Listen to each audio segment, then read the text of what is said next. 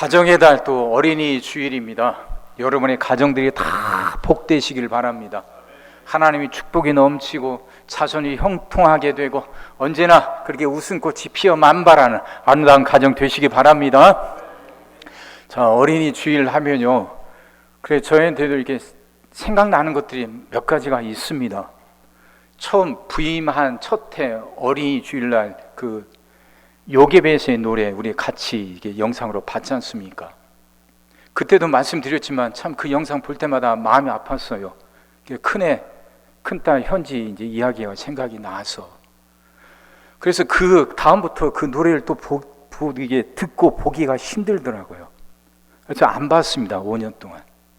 근데 이제 5년이 지났으니까 이제 감정이 좀 괜찮겠지 해서 이번 설교 준비하면서 봤는데 여전히 눈물이 나더라고요. 요기베스의 노래. 그 찬양 한번 보겠습니다.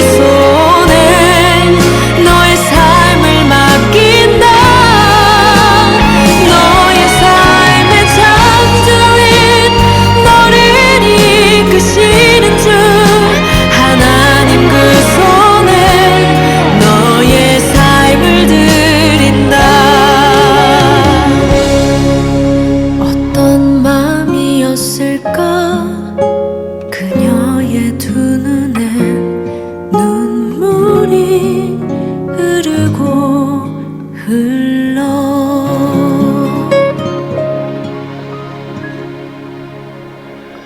자녀는 부모에게 참 소중한 존재이지만 그 자녀를 키우는 건, 복되게 키워내는 건 참 쉬운 일이 아닙니다. 자녀에게 소망이 없는 부모가 어디 있겠습니까? 모든 부모는 자녀들이 다 잘 되기를 꿈꾸고 소망하죠. 근데 우리 자녀들이 부모의 기대만큼 그렇게 살아주는 건 아니잖아요. 어떻게 키워야 되는지, 자녀를 어떻게 양육해야 되는지 참 어렵고도 힘든 문제이고 짐입니다. 그 모세의 부모 아므람과 요게벳, 아들이 태어나면 죽여야 하는 상황 속에서도 그 아들을 차마 죽일 수가 없었습니다. 살리고 싶었고, 그래서 살리기 위해서 무척 애를 썼습니다. 하지만 성경 보면 그 모세가 3개월이 되니까 더 이상 숨길 수가 없었어요. 그래서 어쩔 수 없이 그 아이를 갈대 상자에 담아 나일강에 띄워 보내지 않습니까? 그 아이를 나일강에 띄워 보내는 건 아이를 포기하는 게 아니잖아요. 아이를 버리는 게 아니잖아요. 기대와 소망을 갖고 하나님께 맡기는 거죠. 내가 할 수 없으니까. 내가 할 수 있는 역할, 내가 할 수 있는 역량은 3개월, 고작 3개월이 다니까. 내가, 부모가 할 수 있는 범위는 고작 3개월이 다니까. 나보다 더 크신 분, 나보다 더 능력 있는 분, 그분께 그 소중한 아이를 맡기는 거죠. 앞이 어떻게 될지 모르니까 무섭고 두려워서 그 아이를 떠내보면서 눈물을 흘리지 않습니까? 사랑하는 성도 여러분, 정말 우리 아이들을 소중히 키우고 그 아이들이 복되게 살아가는 걸 봐야 되는데, 그 길은 다른 데 있는 게 아니라 정말 온전히 하나님께 맡기는 거 아닙니까? 자녀가 잘 되기를 꿈꾸고 소망하는 건 자녀의 나이와는 상관없잖아요. 내 자녀가 할아버지가 돼도 나는 내 자녀를 위해서, 부모는 그 자녀들을 위해서 기도하지 않습니까? 정말 숨이 끊어지는 그 순간까지 그 자녀가 주변을 살리면서 하나님께 기쁨이 되는 그 복된 삶을 살아가기를 꿈꾸고 소망하며 그걸 놓고 기도하는 게 부모 아닙니까? 치매가 아니라면 마지막 숨을 거두는 그 순간까지 자녀가 이미 다 장성해서 할아버지가 되고 할머니가 돼도 그 자녀가 복되게 살아가는 걸 꿈꾸고 소망하고 그걸 위해 기도하는 게, 그게 부모 마음이잖아요. 근데 그러다 보니까 부모가 자꾸 자녀의 삶에 개입하려고 합니다. 개입하려고. 소중하니까. 그래서 부모는 자기 생각이 이렇게 하는 것이 옳은 것 같고, 이렇게 살아가는 것이 바른 것 같고, 이게 아이한테 도움이 될 것 같으니까 부모가 자녀의 삶 속에 개입하려고 하죠. 근데 그건 고작 3개월이 전부라니까요. 성경에 그렇게 나와요. 아므람과 요게벳이 모세를 살려요. 그걸 감추어서 숨겨서 살리는데 고작 3개월이 전부란 말입니다. 그렇게 부모가 자녀의 삶에 개입해서 그 아이를 위해서 할 수 있는 역할은 고작 3개월, 이게 다란 말이에요. 근데 이걸 깨닫지 못하고 이걸 포기하지 못해요. 여전히 부모가 붙들려고 하고, 여전히 부모가 자기 욕심으로 자녀의 삶을 만들어 가려고 해요. 그게 잘하는 줄 알고, 그게 올바른 줄 알고, 그게 자녀에게 도움이 될 줄 알고. 근데 그것 때문에 결국 부모도 상처받고 자녀도 상처받고, 그래서 힘들어지는 경우 우리 많이 보지 않습니까? 자녀의 삶에 개입하는 건 부모가 아니라 하나님이어야 돼요. 그렇게 하나님이 내 자녀의 삶 속에 개입하기를 바라는 것은 갈대 상자를 나일강에 띄우는 것처럼 여겨집니다. 어떻게 될지 모르잖아요. 그 갈대 상자가 나일강에 흘려가면서 무슨 일을 당할지 모르고, 그 갈대 상자가 어디에 닿을지 모르죠. 여전히 두렵죠. 그래서 눈에서 눈물이 흐르죠. 하지만 그래도 그 자녀의 참 부모는 하나님이시니까, 그 자녀의 참 주인은 하나님이시니까 하나님께 맡기는 거죠. 눈을 감아도 보이는 아이의 눈, 참 가사가 기가 막혀요. 눈을 감아도 보이죠. 부모 눈에는 눈을 감아도 보이는 아이와 눈을 맞추면서 그 아이를 떠나보내는 거예요. 하나님께 맡기는 거예요. 이게 아이를 키우는 방법이에요. 성경이 우리에게 가르쳐주는 분명한 진리예요. 부모가 아이의 삶에 개입하는 게 아니라 하나님이 개입하시도록, 그러기 위해서는 부모에겐 하나님이 개입하셔서 그 아이의 삶을 바꿔놓을 미래에 대한 분명한 기대와 소망이 있어야죠. 분명한 기대와 소망. 오늘 본문 말씀처럼요, 작은 겨자씨, 그 겨자씨라는 게 세상에서 가장 작은 것 중에 작은 것을 상징하는 거 아닙니까? 근데 그 작은 겨자씨가 자라나서 새가 깃들일 큰 나무가 된대요. 자녀를 하나님께 맡길 수 있으려면 우리 안에 이런 기대와 소망이 있어야 된다는 거죠. 지금은 작아도, 지금은 작고 작은 겨자씨지만 하나님은 이 겨자씨를 통해서 반드시 새가 깃들일 수 있는 큰 나무가 되게 하실 거라는 분명한 믿음, 기대와 소망, 이게 부모의 가슴 속에서 언제나 살아 있어야죠. 이렇게 살았던 부모가 한 명 있어요. 이게 야곱입니다. 창세기 37장 보면 이런 말씀이 있습니다. 창세기 37장에 보면 요셉의 꿈 이야기입니다. 요셉의 꿈을 꾸고 형들에게 이야기를 하죠. 볕단을 쌓았는데 자기가 쌓은 볕단을 가만히 있고 형들이 쌓은 볕단이 자기에게 절을 하더라고. 그 꿈이요. 형들이 동생에게 절한다는 거죠. 또 꿈을 꿨는데 이번에 하늘에 해와 달이 있고 12별이 있는데 자기 별에게 해와 달뿐만 아니라 11별이 절하더라고. 그 꿈을 들었던 형들은 화를 내죠. 형들이 동생에게 절한다니까 화를 내는데 37장 11절 말씀이에요. 그의 형들은 시기하되 그의 아버지는 그 말을 간직해 두었더라. 그래요. 참 기가 막히지 않습니까? 아버지 야곱은 그 말을, 그 요셉의 허무맹랑해 보이는 그 어린 아들의 꿈을 가슴에 품더라는 거예요. 아버지는 아들에 대해서 기대와 소망을 갖는다는 거죠. 가슴에 품는 건 흔들리지 않는다는 거죠. 포기하지 않는다는 거죠.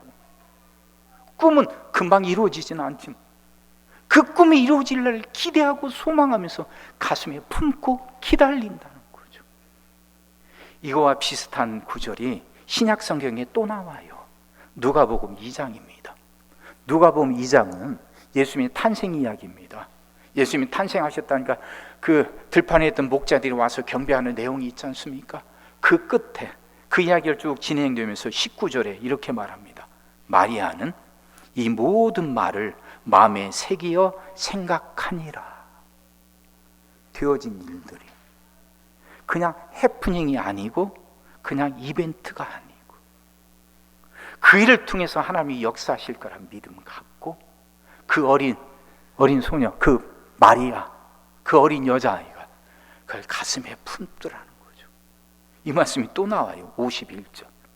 51절에 가면 예수님이 12살이 되어서 성전에 올라가셨을 때 이야기입니다. 그 아이를 있는 줄 알고 내려가다가 아이를 놓쳐서 이제 다시 성전에 올라가서 아이를 만나게 되죠. 그러면서 내려오면서 하는 말씀입니다. 51절. 예수께서 함께 내려가사 나사렛에 이르러 순종하며 받드시더라. 그 어머니는 이 모든 말을 마음에 두니라. 일상생활 살아가는데 보통 생활 평범하고 다른 게 없는 그런 평범한 생활 살아가면서도 어머니 마리아는 이 말을 가슴에 품더라는 거죠. 부모라는 존재가 바로 이렇게 살아야 하는 존재 아닙니까?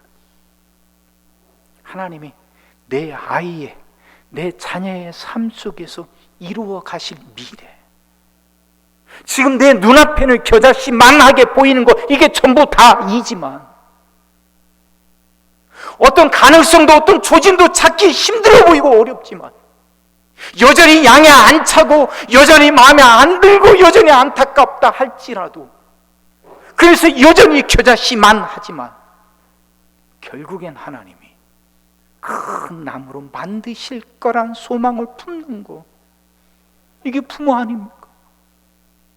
그걸 가슴에 새기는 거, 가슴에 담는 거, 이게 부모 아닙니까? 내가 들어가서 그 아이의 삶을 만들어가는 게 아니라 하나님이 개입하셔서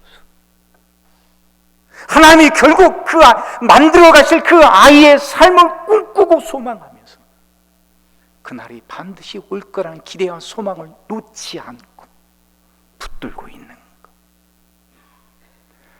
그게 부모 아니냐고요. 그 기대와 소망. 근데 그 기대와 소망을 끝까지 붙드는 건 결코 이렇게 말처럼 쉽지만은 않습니다. 어려움이 많아요. 야곱만 봐도 그렇게 믿고 기대했던 요셉이 죽었다는 소리를 듣잖아요. 형들이 애굽에 팔아버리고 요셉이 죽었다고 야곱에게 거짓말을 하죠. 그리고 나서 그 야곱이 아들 요셉을 만나기까지 20년이 훨씬 넘는 긴 시간이 지납니다. 그 20년이 넘는 긴 시간 동안 야곱은 어땠을까요? 그래서 성경에 보면 죽은 줄 알았다고 말하는 구절이 있거든요. 근데 그 야곱은 그래서 아들이 죽은 줄 알았다 할지라도 꿈을 주신 하나님은 그 요셉을 붙들고 차근차근 그 꿈을 이루어 가고 계셨잖아요. 야곱은 포기했을지언정 하나님은 그 요셉을 포기하지 않으셨죠. 20년이 넘는 시간 동안 야곱은 이미 끝났다고 절망했을지 몰라도 처음 꿈을 주셨던 하나님은 그 꿈을 이루어 가고 계셨던 거예요.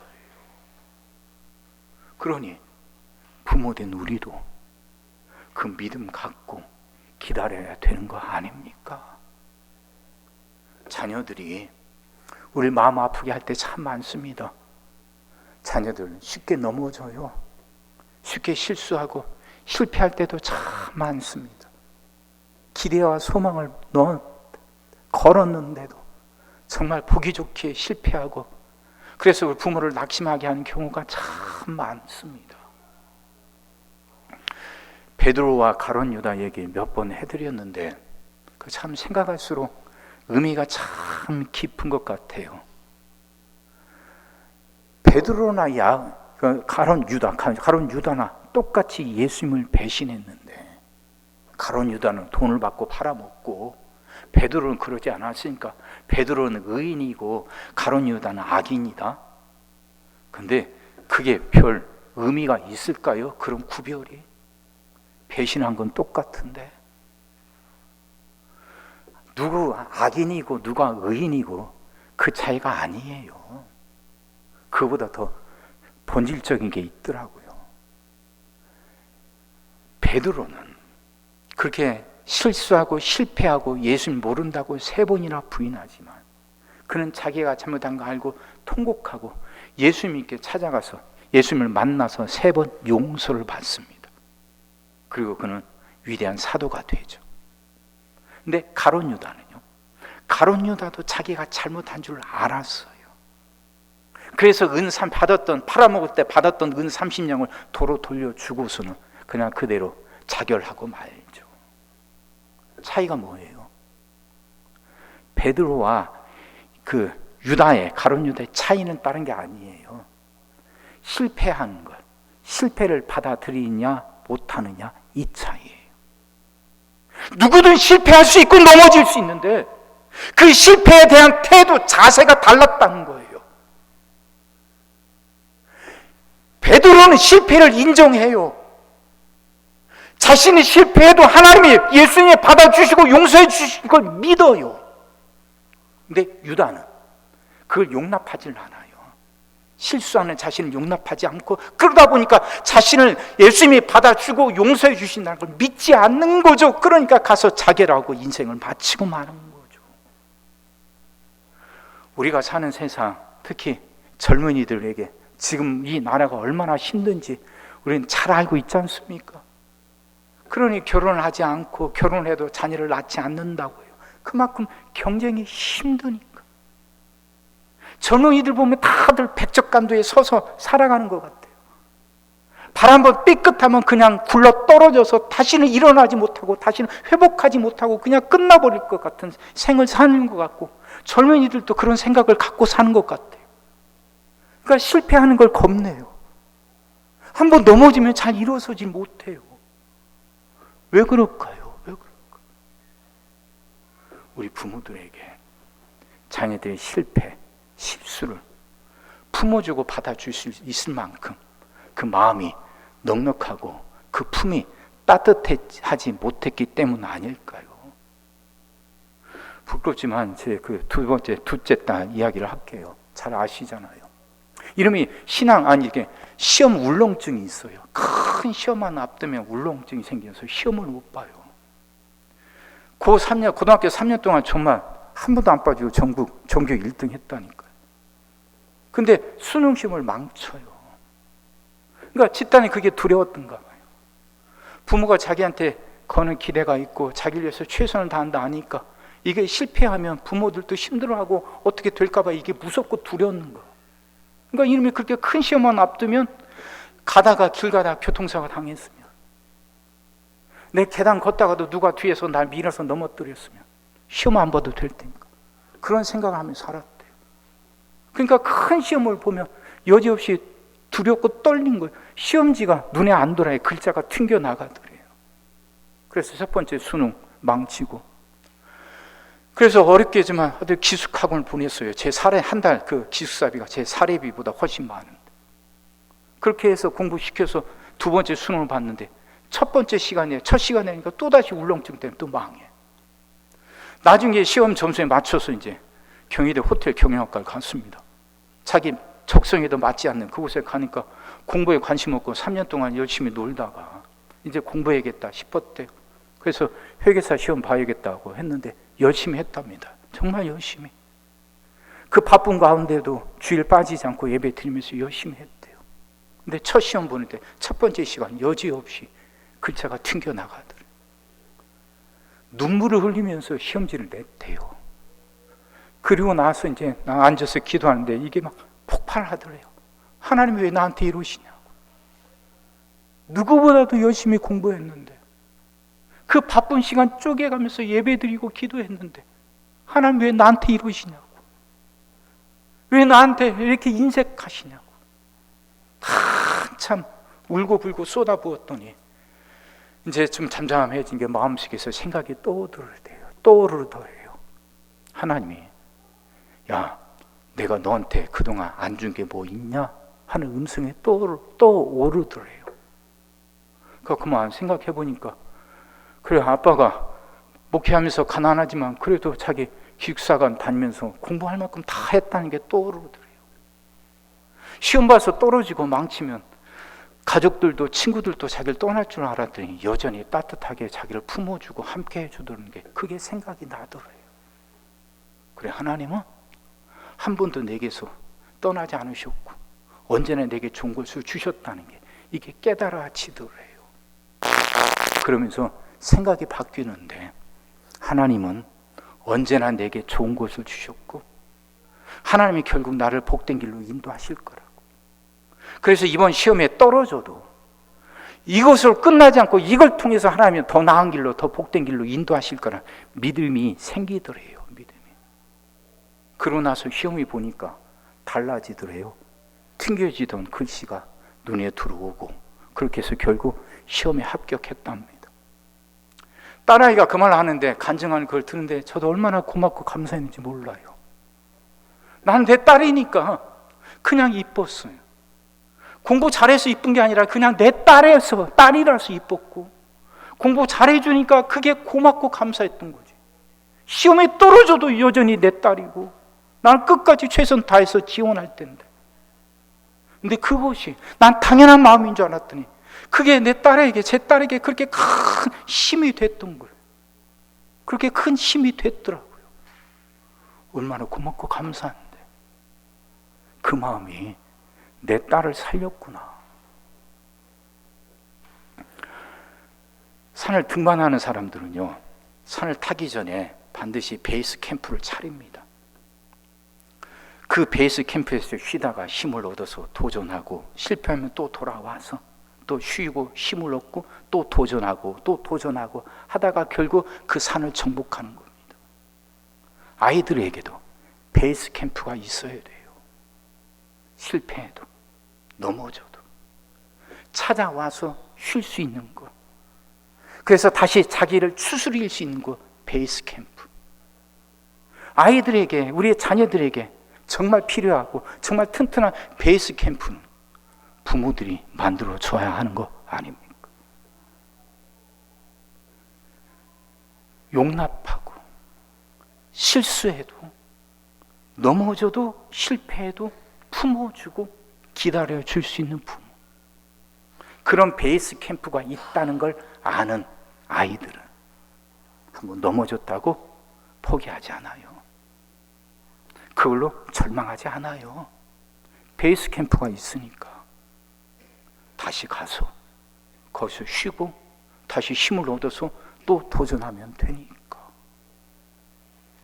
여러분, 우리가 바로, 부모된 우리가 바로 하나님의 그 베이스 캠프가 있었기에 이만큼 살아온 거 아닙니까? 우리는 뭐 완전했습니까? 우리는 뭐 언제나 잘했습니까? 우리도 시도 때도 없이 넘어지고 실수하고 실패했지만 하나님 마음 아프게 해드리고, 심지어 하나님 못에 큰 대못을 쾅쾅 박았지만 그럼에도 불구하고 하나님 우리를 품어주셨거든요.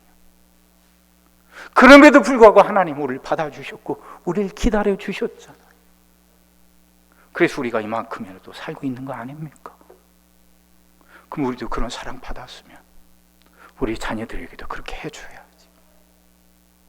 우리 자녀들이 인생에 내가 개입하려고 하지 말고 하나님이 개입하시도록, 그리고 하나님이 그 역사를 만들어 가시는 그 과정을, 겨자씨가 새가 깃들일 만한 큰 나무가 되기까지 과정을 부모인 우리가 기다려줘야지. 조급해하지 말고, 낙심하지 말고, 비난하지 말고 기다려줘야지. 기다려줘야지. 결국 하나님은 그 뜻을 이루시고야 말 텐데요. 사랑하는 성도 여러분, 자녀를 키우는 건 여러분이나 저에게나 여전히 어려운 문제입니다. 그리고 자녀를 위한 기도는 끝이 없습니다. 앞에서 말씀드렸던 것처럼 우리가 숨을 거두는 그 순간까지 부모의 기도는, 자녀를 위한 부모의 기도는 계속되는 거죠. 그러면 이제 분명히 깨달읍시다. 내가 개입하지 말고 하나님이 내 자녀의 삶 속에 개입하도록, 나는 그 아이를 위해서 내가 지원할 수 있는 최선을 다하고 그 아이를 위해서 끝까지 기도하겠노라고. 그 아이가 넘어져도 실패하고 돌아와도 언제나 넉넉히 품어줄 수 있는 베이스 캠프로 살아가겠노라고 다짐하고, 그렇게 살아갈 수 있도록 하나님께 은혜를 구합시다. 그럴 때 우리 자녀들은 복된 삶을 살아가게 되는 거 아닙니까? 우리 자녀들에게 그런 마음을 갖는다면 다른 아이들에게도, 이 땅의 젊은이들에게도 그런 마음을 똑같이 가질 수 있는 거 아닙니까? 이 나라가, 이 사회가 그런 많은 베이스 캠프를 갖게 된다면 이 땅의 젊은이들이 한번 실패했다고 절망하고 포기하지 않고 언제든 다시 일어서서 끝내 그 꿈을 이루며 살아가는 복된 나라가 되는 거 아니겠어요?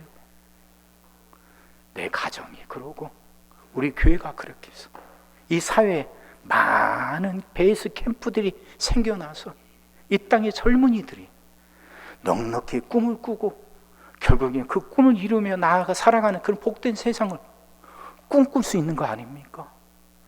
그런 세상이 된다면 얼마나 좋겠어요. 얼마나 아름다울까요? 그런 꿈을 갖고 살아갑시다. 하나님이 개입하셔서 겨자씨를 끝내 새가 깃들일 큰 나무로 만드실 거란 기대와 소망을 접지 않고 포기하지 않고 그 끝까지 붙들어서 여러분의 자녀들이 복되게 살아가는 것 여러분들이 다 보시게 되기를 주의 이름으로 축원합니다. 기도하겠습니다. 주님, 말씀이 이해가 되게 하시고 깨달아지게 하시고 은혜가 되게 하여 주시옵소서. 우리 자녀들을 축복하여 주옵시고 우리 자녀들이 새가 깃드는 큰 나무가 되는 복된 삶을 살아가게 하여 주옵소서. 그럴 수 있도록 부모들이 그 기대와 소망을 포기하지 않고 접지 않게 하시며 조급해하지 않고 끝까지 그 소망을 붙들고 기도할 수 있게 하여 주옵소서. 우리 부모들이 그렇게 기도하며 살아갈 수 있도록 우리에게 믿음을 더하여 주시옵소서. 우리를 그렇게 붙들어 주시옵시고 우리의 꿈과 소망이 현실로 나타나는 걸 보게 하여 주옵소서. 그걸 보며 살아가도록 우리를 축복하여 주시옵소서. 예수님의 이름으로 기도하옵나이다. 아멘.